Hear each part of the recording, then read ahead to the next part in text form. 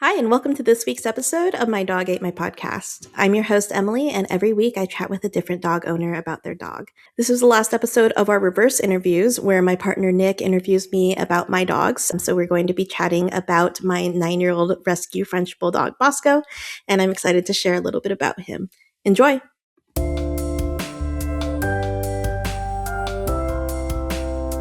How's it going? Going good. How are you and Bosco doing? Bosco's a little confused because I just grabbed him up here and I said we're going to do a little interview. And clearly he looks a little bit alarmed. I mean, you just woke him up from a nap, right? Oh yeah, he was doing his post-breakfast nap and he is a little bit concerned. He's such a big cuddler, I think he'll just settle in. Tell me a little bit about B-Man. So Bosco is a 9-year-old brindle French Bulldog. I've had him since he was about 3.5. He is a puppy mill stud dog. So he was originally at a puppy mill for probably the first 3 years of his life, and he was used for breeding. And then afterwards, I believe the puppy mill was like, yep, we're done with him. He's outlived his usefulness. So a family in Oregon adopted him, and they saw he was in terrible, terrible, awful conditions. They're like, we just want to get him out of this. They adopted him, but he had really bad ear infections. His ears were so swollen, he was practically like 75% deaf. They were also very sensitive and very painful. And unfortunately, he bit one of their kids because they were petting him too close to his ears. So they sought a new home for him. It didn't really feel like, oh, like this dog shouldn't be put down just because he has this issue and he bit a kid. He just needs to be in a kid-free environment. So because of that, I'm his, I guess, third owner. I think there might have been somebody else in between the puppy mill and some sort of broker who helped transport him to the West Coast because he's originally from Georgia. So third or fourth owner, and he's all sorts of special being an ex puppy mill dog. He's got a lot of special quirks. What kind of quirks are they? One is, and I actually think he's been better in the last year or so. He is a poop eater because I think when he was growing up, it was kind of like if I go to the bathroom in my crate, I need to get rid of the evidence. I don't want to sit with it. I don't want to be around it. So he would eat his poop. So that has taken a little bit of time and effort to work on, just making sure that he goes outside. The kennel, when we were on vacation, said he doesn't seem to have an interest in it anymore. But that is one of his quirks. And yeah, the other one is if he does want to pick a fight with another dog, he doesn't have very good warning signals. He will just kind of like look and then decide, like, I don't like you. But what I found is he's very good if I'm not directly involved. If the dogs are out doing their own thing, he's fine. He just coexists. He gets along with everybody. I think when there are some like jealousy, protective issues that comes into play, and then also same thing with Mocha. So I think it just escalates the situation. Yeah, he's a little special guy. Bosco also is partially debarked, which I'm fairly certain the puppy mill did because it's not legal. So he sounds like a little squeaky toy when he barks. It's very cute, but also like very sad that that's something that he went through. Mm-hmm. How do you guys nicknames? Bosco's nickname's B-Man. That's just because of Bosco, but then also his name's Bosco Boyle because he is such a sweet boy. He just loves unconditionally, well, at least humans. And he reminds me of Charles Boyle in Brooklyn Nine-Nine, the TV show, because the Boyle family in Brooklyn Nine-Nine, they're always like, I love you, I love you. Like, oh, I'm really mad at you, but I love you. And that is what Bosco's like. So I like to think that his full name is Bosco Boyle because he would be a member of the Boyle family if he lived in the Brooklyn Nine-Nine universe. But yeah, usually B-Man and then also Be-Da-Man, as in be the man. What are some of his favorite things to do? So Bosco, he likes to just like snuffle around, I would say.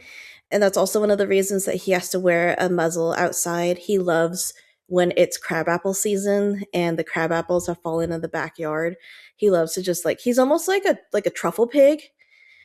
but he wants to eat everything, so he'll just kind of like smash crab apples into his muzzle, and it's absolutely disgusting.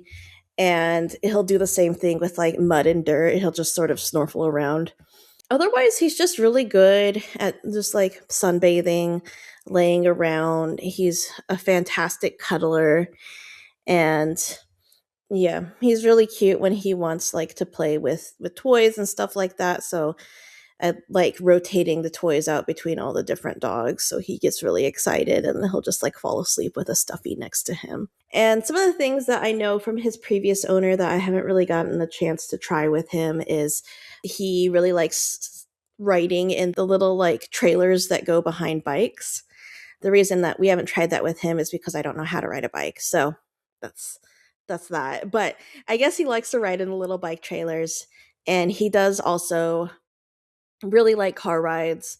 Sometimes even just taking him on a walk, he will stop and walk up to the car door and look at me like, "Are we going on a car ride?" One time he bolted out the front door and he tried to get into the car of the DoorDash driver because somebody was delivering food, and he ran out. He says, "Are we going on a car ride?" And luckily it was easy to catch him. What is his theme song? Bosco's theme song, and I had to look it up because I actually didn't know who sang it, is I Love You by Donna Lewis. So it's the song that goes like, "I love you now and forever, near and far."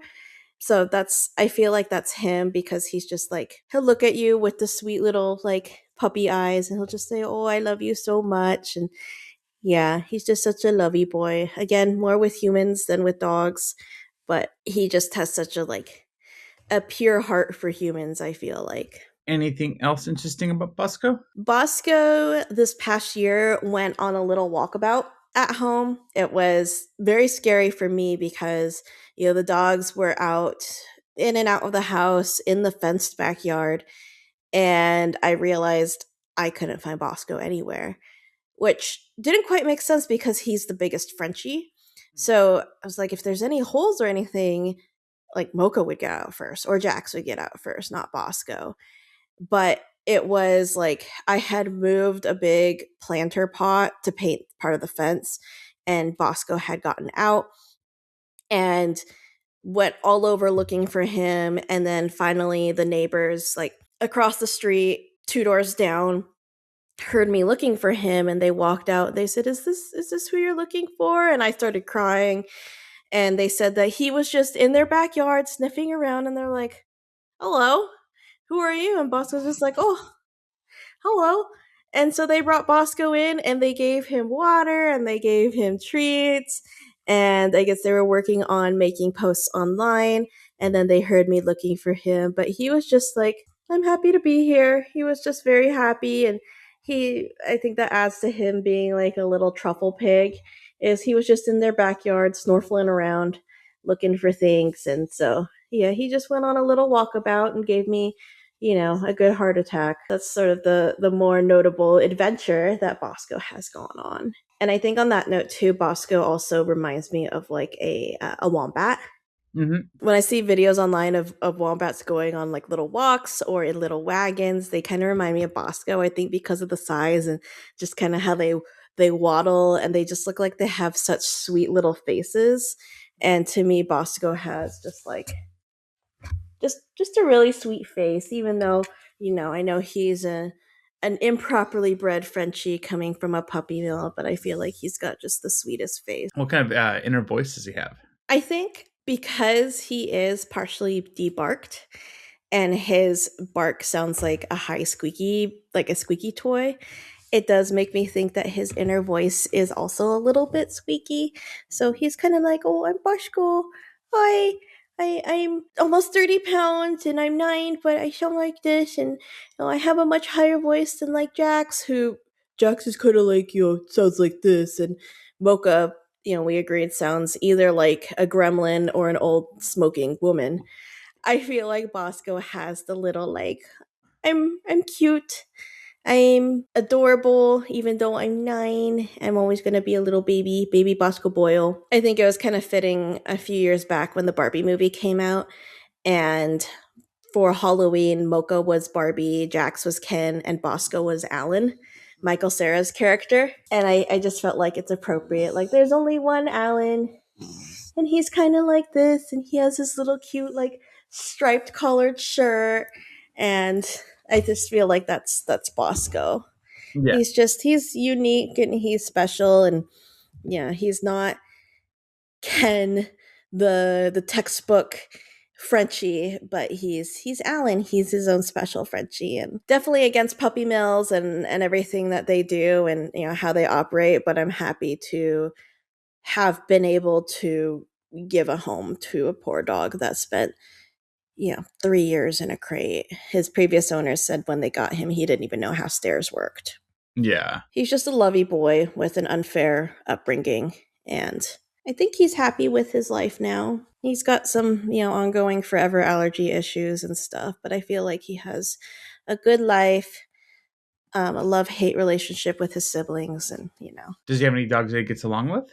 So interestingly enough, when I first got Bosco, he wanted to murder the Danes. Like, he hated the Danes.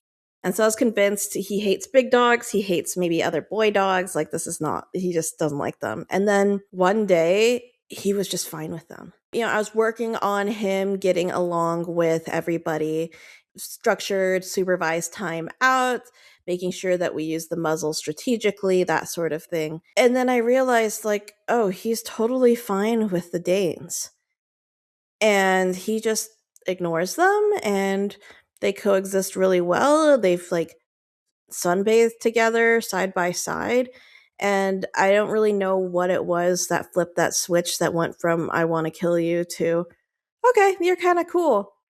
But that was a huge improvement, and I think just overall, like, switching to working at home, being able to spend more time with the dogs and spend more time with their socialization has really helped the pack dynamic. So that way, again, if they're all outside, they all six of the dogs are fine. They kind of come in and out and stuff like that. And I still, use precautions with the muzzle in case he does decide I want to pick a fight with Jax or whatever. But otherwise, they coexist well, and then just have to be careful around like any instances where there might be some sort of protectiveness, especially with Mocha over me or Bosco over me, or overstimulation. Because if there's any sort of external stimuli or things like that, they could get just overstimulated and then try to redirect onto each other. So if they are just existing as a pack, he does great. He loves to hang out with the other dogs and sunbathe with them. And then when he's inside or when we're all inside, he likes to just like spend some quiet time in his own little area with blankets and toys. His best friend, though, was Cora, the Rhodesian Ridgeback, who unfortunately moved to San Diego, but that was his girlfriend, even though she's a lot bigger than him. He absolutely adored her. She adored him. It was the sweetest thing ever. And we haven't met another dog since that has quite filled the Cora void. But that was his special bestie. But yeah, I think that's probably all we have time for today. But thanks for doing the last reverse interview so we could get through all the dogs that I have.